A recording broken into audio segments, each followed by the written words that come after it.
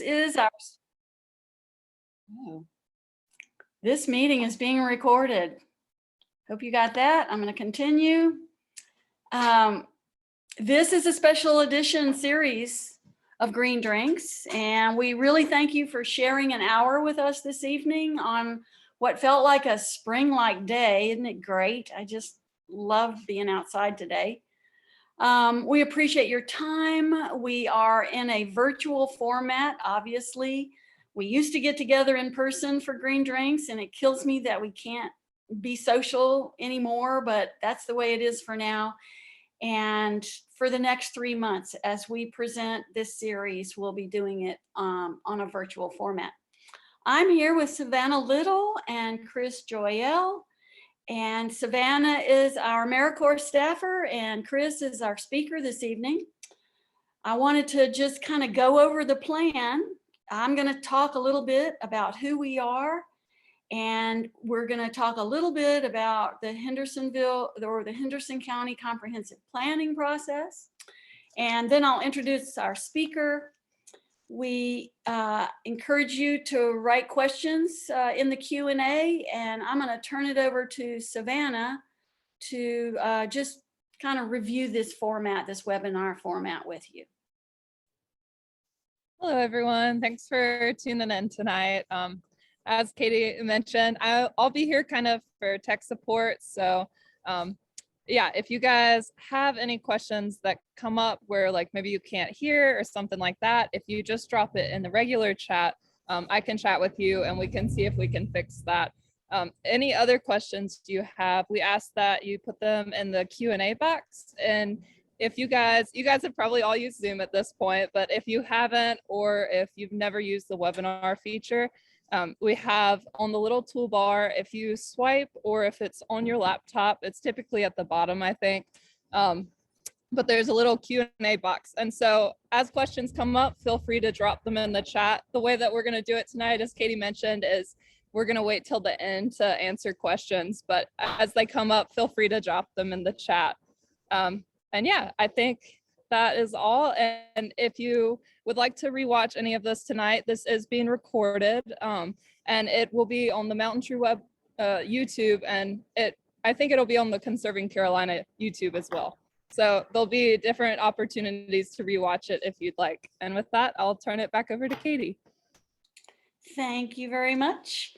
So I always like to talk about our sponsors. We have brought you this tonight as a collaboration between MountainTrue and Conserving Carolina.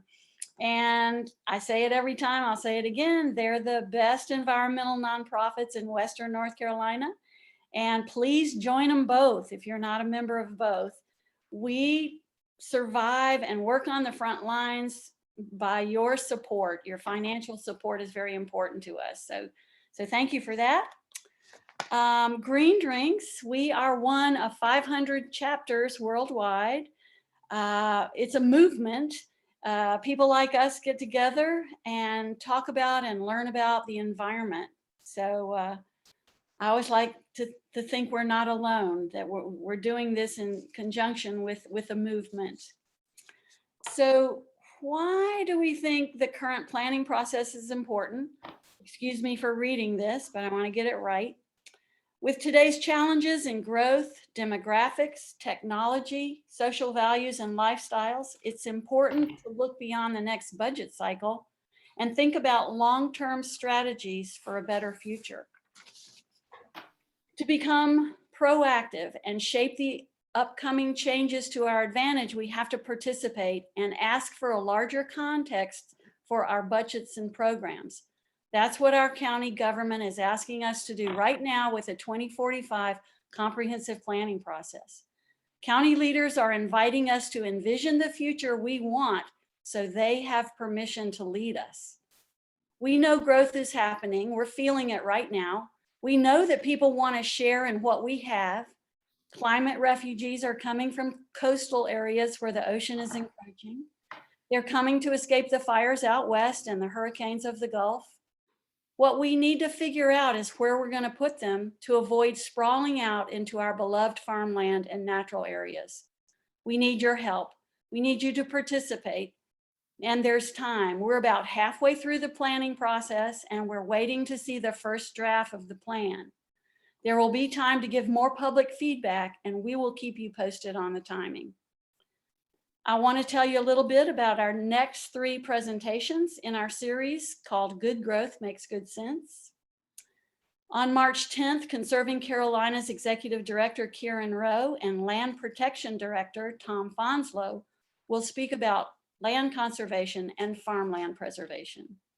On April 14th, Conserving Carolina's Assistant Director of Programs, Rebecca Robinson, will speak about trails, greenways, and parks.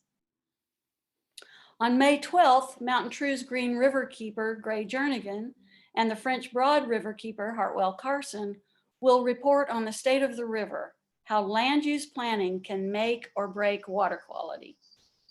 So without further ado, I'm pleased to introduce our speaker. Chris has served as the director of the Asheville Design Center since 2009 until now.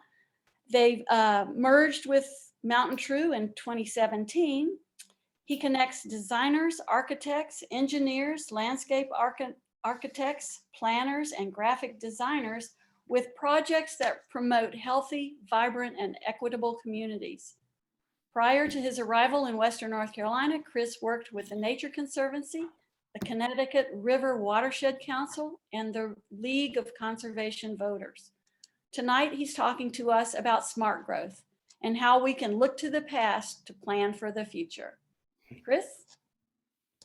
Thank you so much. I will get my screen shared. You all bear with me. All right.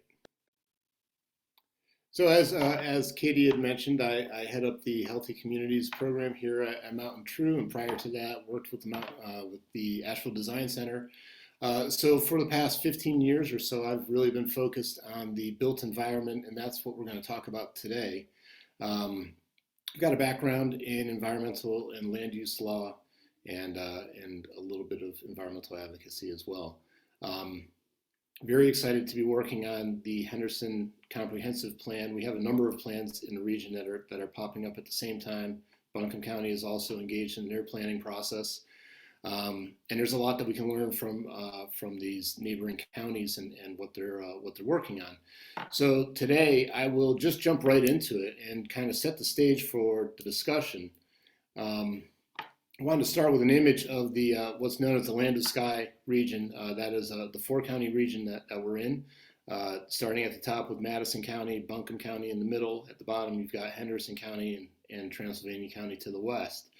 We're looking at an image here that shows developed land as of 1975. And that is what's shown in the bright yellow that you can probably barely make out because it was a pretty sleepy area of the country 50, almost 50 years ago. So let's take a look at what's happened in this area going up to today. And you can just see an explosion in growth that we've seen primarily in Buncombe and Henderson County, and really looking at that access of the I-26 and I-40 interstates. You see a lot of development popping up along those axes. And that's kind of pointing us towards the future and the growth that we can anticipate in the coming years. And that's really what comprehensive planning is all about, is to try and prepare for that growth.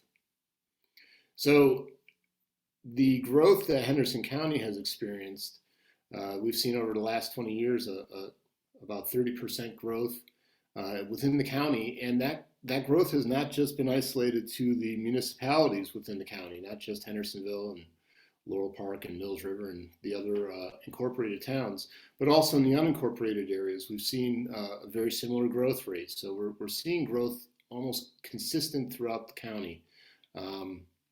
And based on those previous growth patterns, we have a pretty good estimate of where things are going in the future.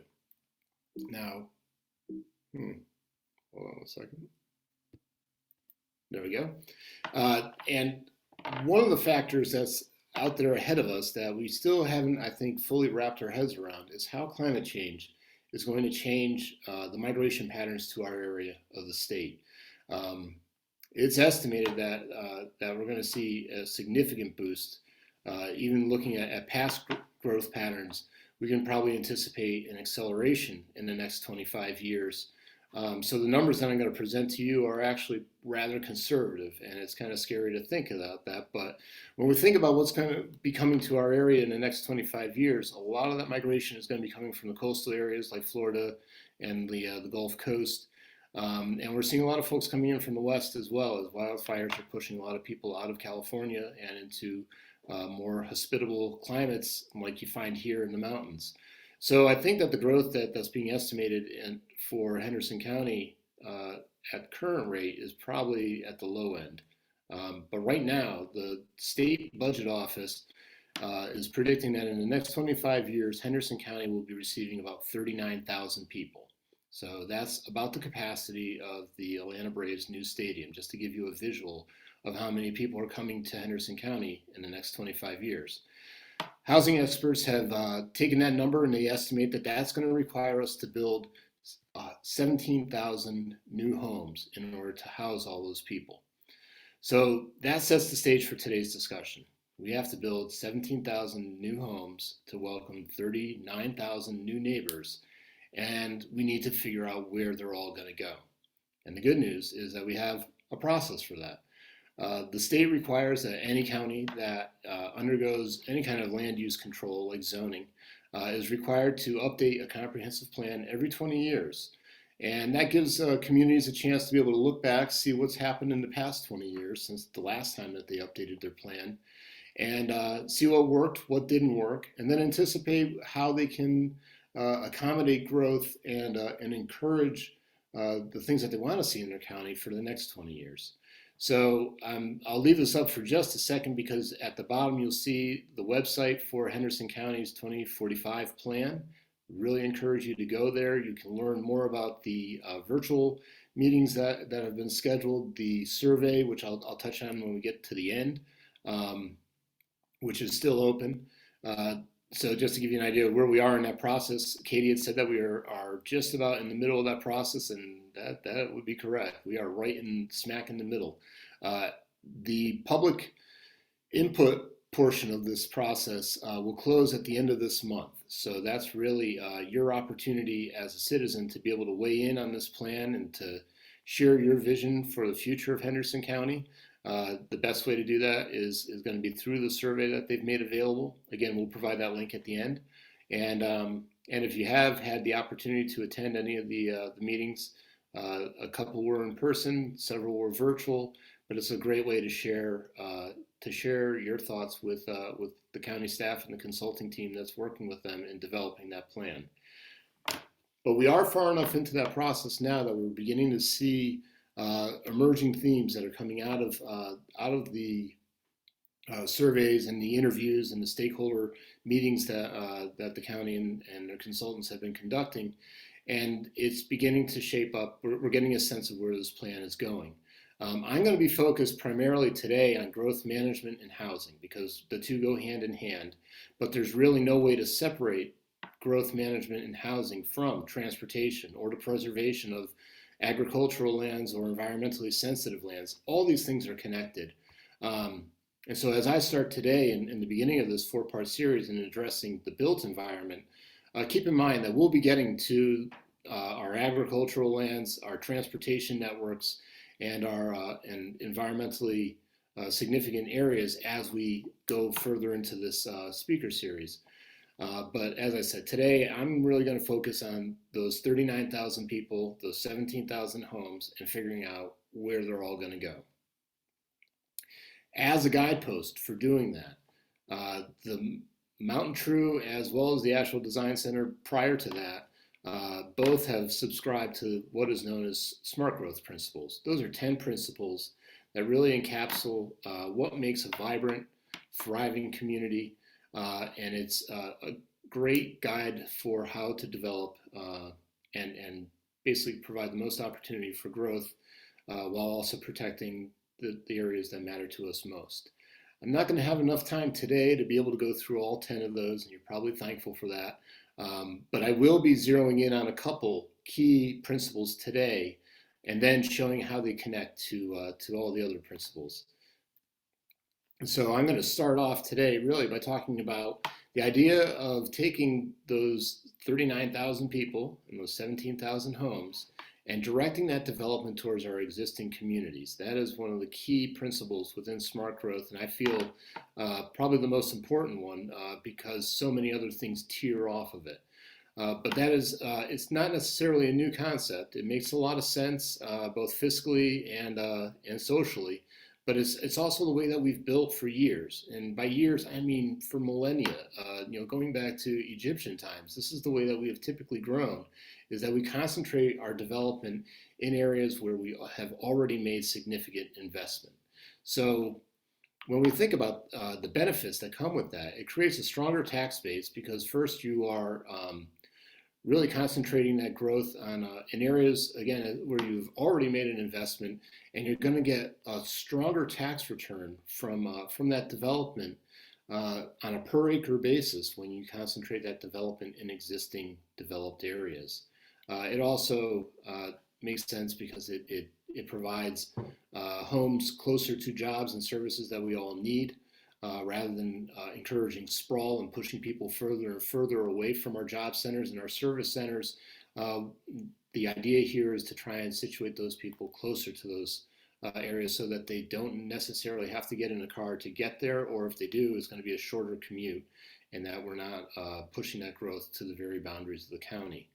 I mentioned that it really does increase the efficiency because we have already invested in these areas. We have infrastructure, sewer lines, water lines, fire and police service that are already serving these areas that have already been in this area for a while, and now the idea is that by adding more people there, we're making more efficient use of our resources. And then lastly, it really does reduce the pressure on our rural communities, and we've heard a lot in the surveys about preserving our rural heritage, preserving our natural areas. The best way to do that, you can slap protections on land like that all day and night, but really the best way to protect those areas is to concentrate our future residents in areas where we've already settled. So the good news is this is going to be a little blurry, unfortunately, or where my eyesight is going, but the good news is that the draft goals that the county has released, and this is, as we are about halfway through this process, the county has begun sharing information with the public about what they've heard so far from the 6,500 surveys that they've collected and all the interviews that they've done.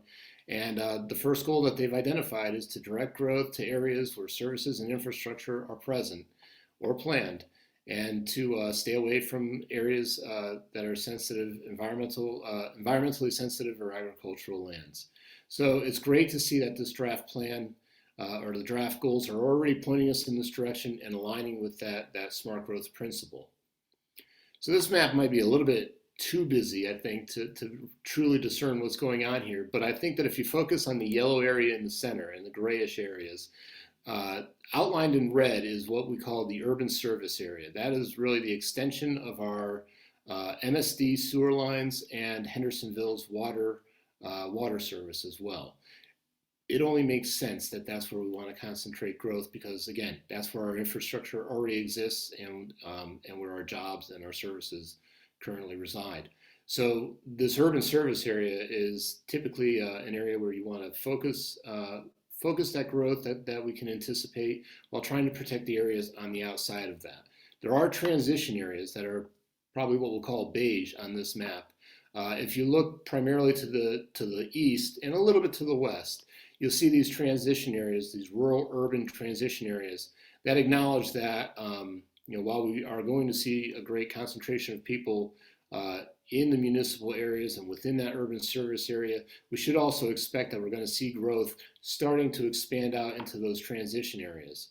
Now, I think it's virtually certain that we're going to see that growth primarily along US 64 heading eastward as it goes out to Edneyville, because we recently saw that the county commissioners have approved a sewer service area or a new sewer service system for Edneyville And in doing so and in improving that funding, I think that it's fair to assume that once that sewer system is in place, it is going to drive and induce development in that area. The future land use plan that is part of the comprehensive plan anticipates that, and as a goal of trying to direct and manage that growth. They do want to discourage sewer extensions outside of the existing urban service area or planned. And I believe that with this decision from the county commissioners to service Edneyville and Fruitville with the sewer service, that we will probably see an expansion of that urban service area eastward. So then the big question becomes, well, what is that going to look like? What does that expansion look like? When we think about housing, and when we think of, especially the daunting task of creating 17,000 new homes, a lot of people wonder what that's going to look like. And I think the most often, in the last 70 years or so, the answer has almost always been either single family homes or multifamily developments. But it's important to think of development along a transect. And if you were looking at this image that I have up right now, just kind of moving from the right to left, we see different forms of settlement as we move from city centers all the way out into the rural areas. And so, we can anticipate some forms of development that may be very appropriate, say in Hendersonville Center, that would absolutely not be appropriate out in Crab Creek. But we have to be able to figure out how we're going to transition from one to the other. And as I mentioned, we anticipate housing coming in usually two forms: either the sprawling subdivision of single family homes that just consume land at an alarming rate and really produce very little density for the amount of land that they consume, or we concentrate that development in really large multifamily developments like apartment complexes in the range of 200 units at a pop, which can be a shock to the system, certainly for neighborhoods, certainly as a shock to the system for the transportation network that is situated along, and the sewer and the water infrastructure as well, to basically bring that many people to an area so quickly. But that has really been the development pattern that we've seen for the last 70 years in this country. It seems to come in these two forms, and I can understand why people can be very alarmed when they hear that we've got 39,000 people coming, because we only see two real alternatives for how to house them. But I'm here to tell you that I think that we have other alternatives, and I'll get into that as we get going. And that's really, it brings us to this other smart growth principle that I wanted to zero in on today, and that's to create a range of housing opportunities and choices. What I previously just showed you is two choices: either the single family home or the multifamily apartment, and we have not built much of anything in between for the last 70 years, other than those two types of housing. But we're missing an incredible opportunity by building just in that kind of binary mode, and not looking at the range of housing that can serve all walks of life. There's a lot of advantages that come with that. One is mitigating the environmental damage that the advent of the automobile and the interstate has really brought. We did not see suburban sprawl on the scale that we see now prior to World War II. And that's really in response to the development of the interstate system in the 1950s, a number of housing policies that were passed at around the same time that encouraged single family residences, and it just caused an explosion of suburban growth that I feel like our environment has really paid the price for that, and we've lost a lot of forests, a lot of wetlands, a lot of sensitive areas due to that expansion. So by concentrating and offering a range of housing, and remember, these two things are in tandem. We want to concentrate this development in existing areas, in existing communities, and we want to provide a range of housing within those communities. And by doing that, we really do mitigate, I think, a lot of the environmental cost that comes with an auto-dependent society that we have. It also provides, I think, a better balance of jobs and housing, We know that we find like a lot of people working in the service sector and working for relatively low wages are finding it harder and harder to live closer to urban centers, and often find themselves being pushed outside, outside the city and even further beyond to find affordable housing. And in order to do that, they then have to have a car that can be able to make the commute, and just adds to the cost of living for those folks. And they're missing out on opportunities to be able to live closer to work. It also, by concentrating the development and concentrating these populations in existing communities, we're also going to be generating more demand for better transit, for more commerce and other services. And that's generally how we see transit systems come about, is when you do create these focused areas of growth, nodes, as planners would call them, that create the demand for that type of transit. And then lastly, it does allow, I think, by creating this range of housing, it allows pretty much every walk of life to be able to find a place to live, whether it's a millennial that's ready to move out and strike out on his or her own and needs an apartment, if it's a young family that's looking to buy their first home, or if it's a senior that just doesn't want to feel isolated and wants to be living closer to other people and services. A full range of housing opportunities provides people with those choices. And that's really, I think, at the heart of what we're trying to do here. Good news, again, is that the draft goals released by the county reflect this smart growth principle as well. And so goal number 5 talks about promoting a diverse range of home ownership and rental opportunities. It's really important when you consider that right now, the Bowen Housing Report, which is a report that assessed the state of housing throughout our region, throughout the Land of Sky region, with a focus on each county, estimates that right now we are below 2% vacancy for rental units, and we have about 2 months, less than 2 months supply of housing stock for the buying market. And in a healthy housing market, you typically have about 6 months housing stock available. So anyone that's looking for a home right now, anyone that's looking for an apartment right now, I'm sure can share the stories with you of just how hard it is to be able to find a place to live right now. So all these things, I think, are going to be exacerbated when we can anticipate that growth is only going to accelerate, I think, in the next 25 years. Good news is also that we're hearing from the public that they're supporting these concepts. They are looking for more diverse forms of residential housing, clustered housing, concentrated housing, and acknowledging the preservation of agricultural and natural areas. They are giving the thumbs down to single-family sprawl, and that's good news. I think that the county has heard from the community and is responding in line. So the type of housing that I want to talk about that I think can play a pivotal role in addressing our housing crisis, while at the same time I think preserving many of the things that we value in Henderson County, is this concept known as the missing middle, or missing middle housing. This is not a new concept at all. This is actually the way that we used to build prior to World War II. You'll see on this diagram here that we have the detached family single family homes on the left. We have the multifamily apartments on the right. And as I was saying earlier, that is pretty much what we see from developers right now, exclusively. And very rarely do we ever get a mix of more traditional forms of housing, like duplexes and triplexes, bungalow courtyards and townhouses. These are ways that we can be able to bring far more people to a community without consuming as much land, while also, I think, protecting the character of our neighborhoods.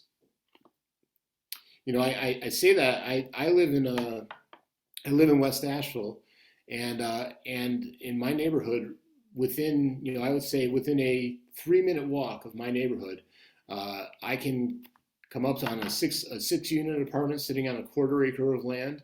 Got an 8-unit apartment sitting on a 1/2 acre of land. We've got these kind of cool little row houses right up the street from me, five apartments that are that provide housing for a number of younger folks in our neighborhood.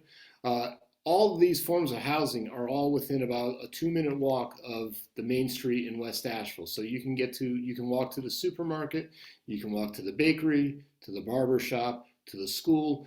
There's pretty much, you do not have the demand for automobiles as much. And I can say that personally. I got one oil change last year. I think I put on 2,000 miles on my car last year. It is remarkably convenient, but it also really lessens our carbon footprint at the same time. So this missing middle housing, though, faces some obstacles, and one of them is single-family zoning. We have traditionally zoned many of our neighborhoods exclusively for single-family homes. So anyone that wants to develop a duplex or a triplex or a row house like this would have to go through a special permitting process in order to get that. They would need to get a conditional exemption or some kind of deviation from what is allowed by right in a neighborhood. And that serves as an incredible barrier for developers because it really leaves up in the air whether or not their project will get approved. And more often than not, as we see small scale projects like this being proposed, we find communities will push back on that. And it's understandable when people, I think in general, are not eager to embrace change, especially when it's change that they haven't seen in a long time. We just haven't seen these forms of housing being developed in years. And so when they are being proposed, it strikes people as very foreign and I think slightly scary. And so there is room, I think, for reform in our land use laws in order to allow for this type of housing. Again, it had a place in our community prior to World War II. No one batted an eye at this form of housing popping up throughout. And in these existing neighborhoods, you'll find that they fit within the character of the neighborhood very easily. And at the same time, bringing, I think, a great level of diversity to the neighborhoods, economically, age-wise. It really does introduce a whole bunch of different walks of life, and I think that makes for a much richer experience. So, I mentioned that these two primarily, the creating a range of housing and then concentrating that housing in our existing communities is critical because I think that they tier to these other smart growth principles. They all kind of tie in to one another. And if you think about like some of the examples that I just showed you of a 6-unit apartment sitting on a 1/4 acre of land, that's incredible efficiency that we're getting from our land when we can bring 6 families into that area. So that compact building design really does lessen our carbon footprint in a community and bring what I would call like a gentle form of density to a neighborhood. At the same time, it I think can foster a distinctive, attractive community with a strong sense of place. That is something that I think comes as a byproduct of just getting to know your neighbors. And with that concentration of people in one area, you're going to find more restaurants pop up, more cultural amenities are being attracted to that area, and that's what contributes to a sense of place. To have a vibrant commercial center situated close to this concentration of a lot of residents. At the same time, as I mentioned in my own neighborhood, when you can bring a lot of people into one area and you're attracting commerce and jobs to that area, you're creating a walkable neighborhood. And in doing so, it just creates an entirely different environment. It definitely mitigates the damage that I think can be caused by suburban sprawl and requiring everyone to get in a car if they need to do anything outside of their home. And there's just something about living in a walkable neighborhood that I think is just really enjoyable when you get to see your neighbors face to face on the road. I mean, we're running out of space here, but I think it also plays an important role in preserving our open space and our farmland and the environmental areas that we treasure by reducing the pressure to develop out in those areas and concentrating our development in our established communities. It's going to make it that much easier for us to be able to preserve our agricultural heritage and our natural heritage. And lastly, by concentrating people in these communities, in these existing communities, we're creating more and more demand for transportation choices.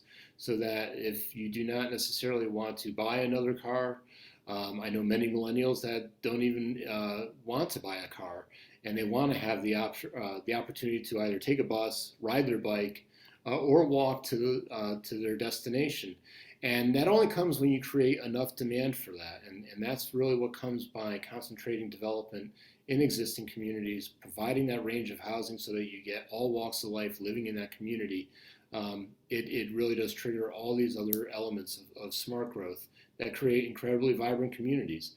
Ultimately, what I think you end up doing by when you create these types of communities, you're creating a lot of value in the property as well. And I know that a lot of property owners worry about the introduction of new forms of housing into their community, and they worry about what's going to happen to their property values. And yet we know that when you create a more walkable community, there's something called a walk score that is a way of measuring a community's ability to get around on foot.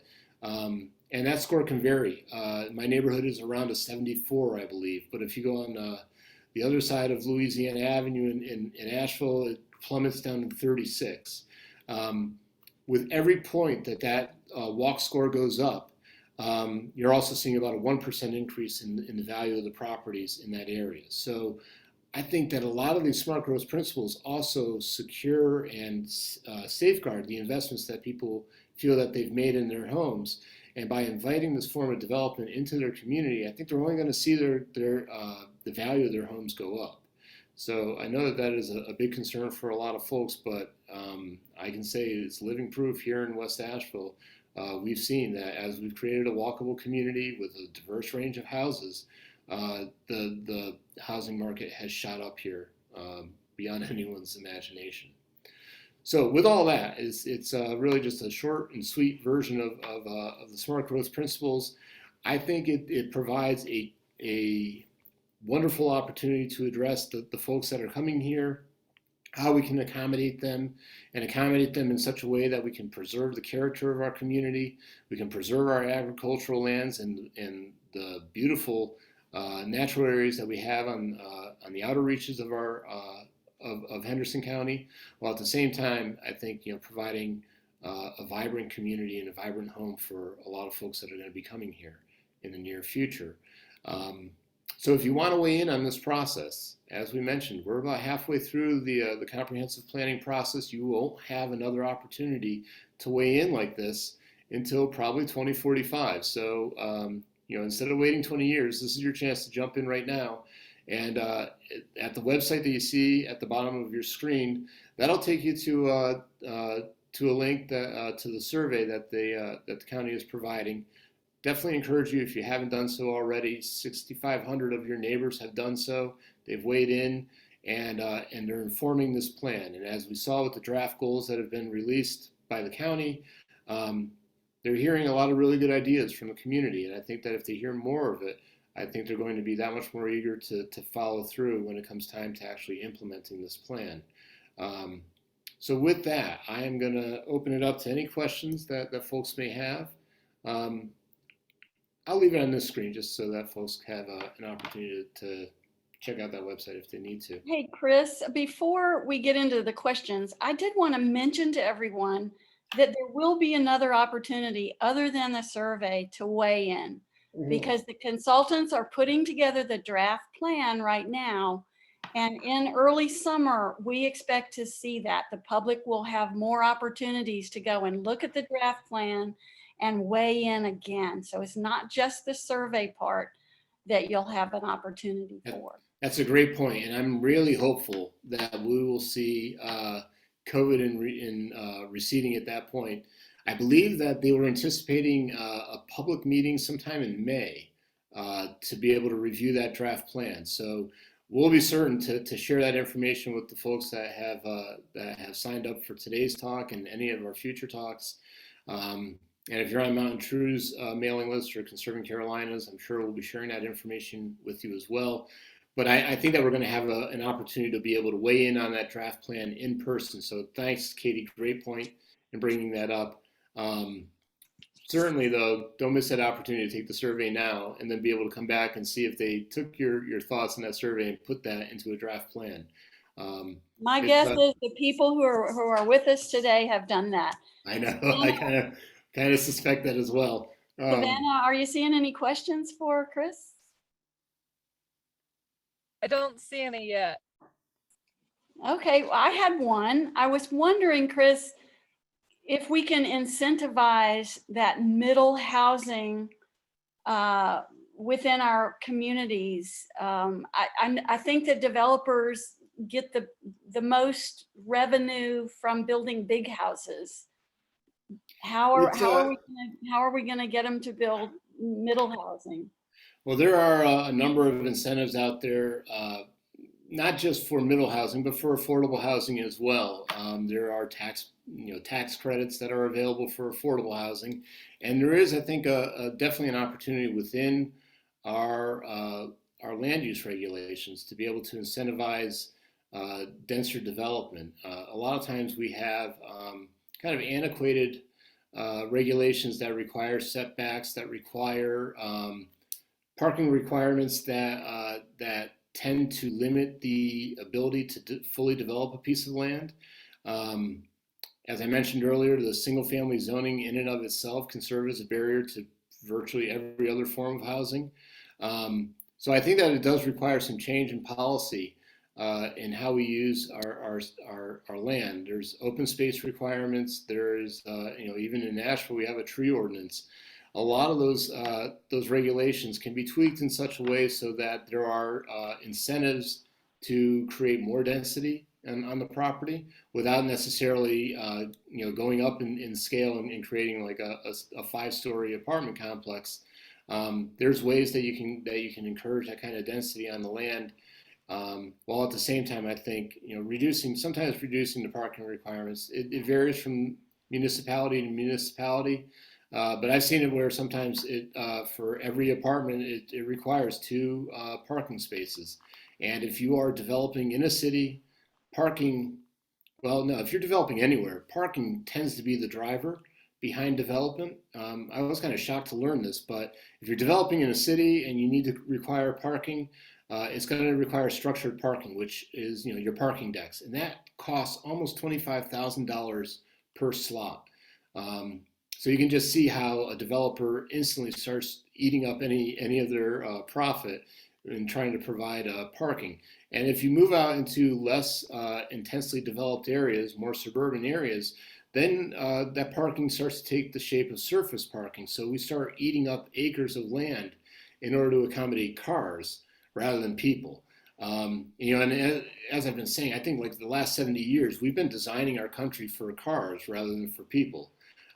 So much of that is reflected, in our big box stores and our parking, expansive parking lots that front those spaces.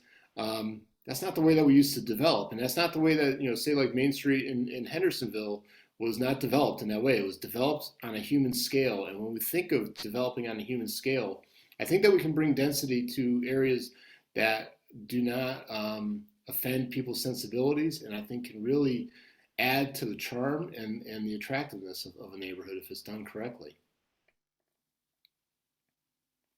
Looks like we have a couple of questions. Yeah, so the first one is from David, and David is asking, what about parks and greenways? Will there be enough space in currently developed areas? It's a great question, and I think that that's really at the heart of what a comprehensive plan is all about. Is really stressing that word comprehensive, that they are trying to take into consideration all the elements that create a truly functional, vibrant community. So, we can't just solve the housing problem in and of itself, because if we do, we can create an area that no one would really want to live in, simply because it doesn't provide some of the things that David had mentioned. If we don't have connections to natural areas where we can take a breather and just kind of relax, and if we don't have ways to get there by greenway or bike lanes or other ways, other than having to get in a car, then we're really missing out, I think, on a full life. And I think that that's what comprehensive planning is trying to provide, is situating where housing can go, what are the spaces that we want to hold open and protect, and how do we connect people to those spaces from where they live and where they work. And Chris, I would add too that this is an opportunity to tell the county commissioners that that's what we want. We want well-funded parks. We want to be able to get to our parks very close to where we live. I know it's wonderful that the county has a comprehensive master greenway plan. And one of the recommendations in the Greenway plan is anytime a utility is put down in the county, that a recreational easement should go with it. So if we're talking about running a sewer line out to Edneyville, then we need to make sure at some point we can add a greenway to that line. And that's absolutely something that I've been hearing from the community as well, is that they are looking for those connections. It's great that we're seeing the Acoustic Trail getting funding and securing the land. Conserving Carolina, has done a ton of work to be able to make something like that possible, and that is going to attract people well beyond Henderson County to the region. I think it's going to be an incredible asset for the community. I think Rebecca will probably be talking in a couple of sessions. We'll be talking about the expansion of the Ocklawaha Greenway. Tremendous opportunity there as well. But then we're also going to have to see connectors from existing communities to those greenways to be able so that people don't have to drive to a greenway and unload their bike and then get on the greenway on their bike. We want people to be able to leave from their their apartment or their house and be able to access those things themselves. And typically along those greenways, you're going to situate your parks. That's where it makes a lot of sense to be able to. And already, like on the Ocklawaha, we have several parks along that greenway, so people are able to make that connection. And yeah, that's something that I think the county has heard, and that's why I think that they acted on the Acoustic Trail when they did. But I certainly think it's important to let them know that we don't think that they're done yet. That that's a great start, but we can do so much more. And if we do, it's going to make all that growth that we can anticipate in the next 25 years so much more bearable if we know that we have ways to connect to our natural areas without having to get in a car. All right, we have another question from Jack, and Jack is asking, property values are not the only reason people resist densification. Very often I hear, don't turn Hendersonville into Asheville. Many people move to Hendersonville for its rural feel. How do we speak to these neighbors? How do we talk about the positive aspects of densification so they see the advantage of multiple family housing? Yeah, that's a great question, and I think the probably the most direct way to answer that is that if we've got 39,000 people coming here and we don't situate them, if we don't direct them towards our already established communities, then that rural character that we love so much about Henderson County will be gone. And I don't mean to be alarmist about that, but I do think that it's a trade-off that we're going to make. That if we don't want to essentially build the way that we've built for centuries in concentrating people in urban centers, in small town centers, and trying to protect the agricultural land that feeds us and the natural areas that renew us, well, then we're just going to get, I think, what we've seen in so many communities. The community that I left 17 years ago in Connecticut, that I saw what suburban sprawl can do to your landscape, and it created a place that I no longer wanted to live in. And one of the big reasons why I moved here was because I saw an area that had so many protected areas around their urban centers. It just seemed like a dream. But I know that can't stay like that forever if we don't take action. And if we just sit back and we hope for the best and we don't plan accordingly, then I think that we can we'll see a lot of that agricultural land, a lot of our rural landscape will disappear under subdivisions. And once that happens, you don't get that agricultural land back. And I think that is an incredible asset for us. That and our water are going to become more and more important, I think, as climate change really rears its ugly head, and we see the impacts that it's going to have, not just in our region, but across the globe. To be able to get our food right outside our door, to be able to have produce, fresh produce that's available to us, just a few miles away, that's an incredible asset. To have incredible resources of water resources. There's so many people that are going to be, I think, forced out of living in Western U.S. as the water wars accelerate, and they're going to look they're going to look at the rainfall that we get in the Southeast here, and they're going to see this is a great place to settle. It's only going to increase the development pressures here, but at the same time, I think it really accentuates how important it is that we protect those resources that make this area so unique. So I don't know. I think there's an organization that I encountered in Minneapolis that's called Neighbors for More Neighbors, and to me, it was a brilliant way of presenting the idea of density. Which you say the word density and people bristle, but the way that they presented it, I thought was just beautiful, in being able to say that by inviting more neighbors into your community, you have an opportunity to find a new babysitter, or maybe a new best friend, or someone that can help you with an aging parent. It's basically the foundation of community. And if you value community, you know that people are the number one part of that equation, and you need to have people in order to have a community. So I'm hopeful that a lot of times I think people resist new development, sometimes purely on aesthetic terms, and designers can respond to that, and they can come up with better designs so that we are creating housing and new structures that are pleasing to the eye, and not something that's built to last 20 years and then fall in on itself. And that comes from us. That's the demand coming from the market. And I think that if we're demanding that, and we can create design standards that can also incentivize that, then we're going to build the type of cities and towns that we want. So I think we probably have time for one more, at least. Savannah?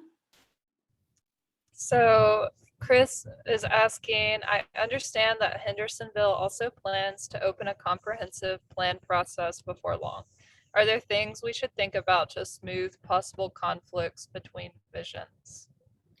It's a great question, and it is very serendipitous that Hendersonville will probably be starting up their comprehensive planning process in June, and so it's a great opportunity, I think, for the city to be able to see where the county is going with their comprehensive plan. We're already seeing elements in this draft goals that I think will feed into Hendersonville's comprehensive plan. When we talk about concentrating development in existing communities and providing a range of housing choices, that's most likely going to happen in our urban centers and our smaller town centers.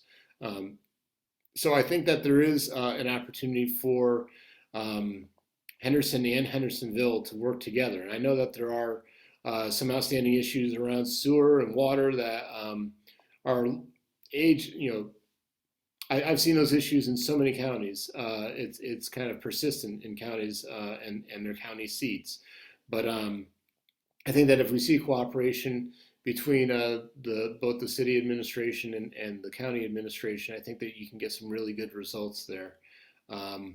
So yeah, the timing of those two plans, I think, gives them a real opportunity to sit down together and see how those two plans can align and be able to pursue the same goals. I think for sure it's going to take a lot of cooperation, and that's something that we need to voice as one of our concerns.